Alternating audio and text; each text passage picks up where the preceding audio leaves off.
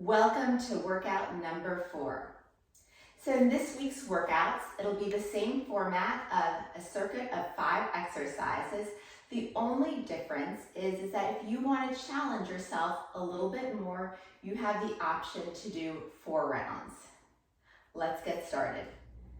Hinge to squat. So you're going to begin with your feet a little bit wider than hip distance apart. You're going to pin your upper arms to your torso. Keep a slight bend in your knees, and you're going to push your hips straight back. And then when you cannot go any further, you're going to slide your elbows alongside your inner thighs and come into a squat. And then stand up. So from the side, I'm really screwing my feet into the floor. It's almost like if I had a long piece of paper that I was standing on and I was trying to rip the piece of paper into 2. Slight bend in the knees, upper arms are pinned to the torso, and then I'm going to hinge back.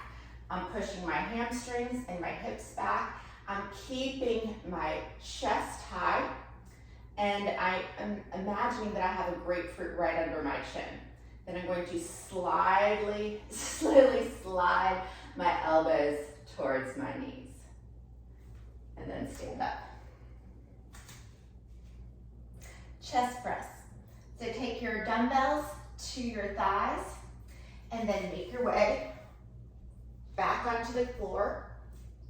Take your elbows about 45 degrees from your torso. Press your low back into the floor, press into your feet. Squeeze your glutes and then press up to full extension.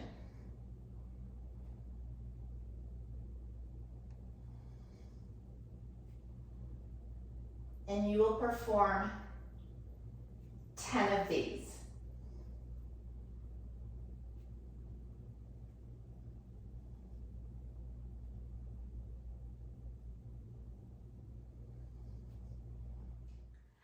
Split squats. So I recommend using a pad for your back knee in the split squats. If you don't have a pad, no worries, you can use a blanket. To set up, place the pad on the floor and step 1 foot forward and the other foot back. Take your hands to your hips and bring your face over your front foot and then drop the back knee down. Tap and then press into that front foot to stand up. You may find as you're doing this exercise, depending on your height, you might need to lengthen or shorten your stance.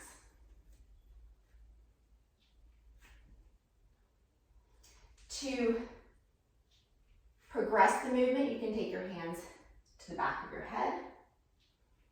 You can also slow the tempo down. 5, 4, 3, 2, 1. Now, if you need to regress the movement, I'd suggest moving a little bit closer to the wall. And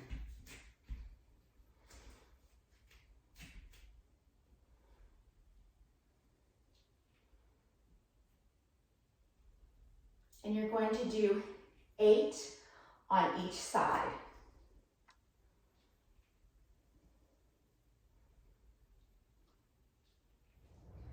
Banded rows.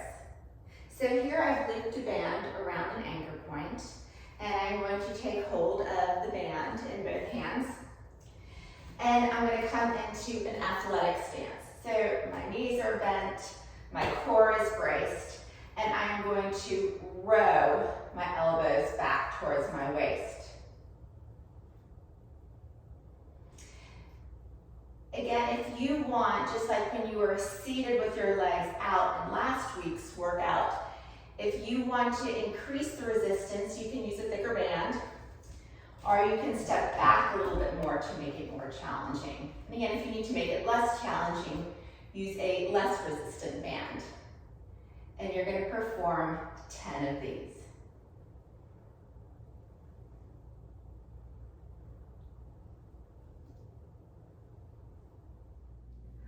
forearm plank. So come onto your belly. You're gonna take your elbows underneath your shoulders and make fists. Curl your toes under and then lift your hips and legs. Press back through your heels, squeeze your glutes and look slightly forward. You wanna make sure that you're not arching in the low back, so you're not sagging like that, but you want to keep drawing your navel towards your face. And you're gonna hold here for about 30 to 45 seconds. Now, if you need to regress this movement, if it's a little bit hard, you're losing form on the floor, then you can come to a box. You can use your bed or a counter, and you're gonna do the same thing. You're bringing your elbows under your shoulders, you're stepping back, and you're coming into that plank position. Now, if being in a forearm plank on the floor is too easy, then here's how you can progress that movement. You'll come back into your forearm plank, and then you'll add some movement. Drop one knee down, then the other.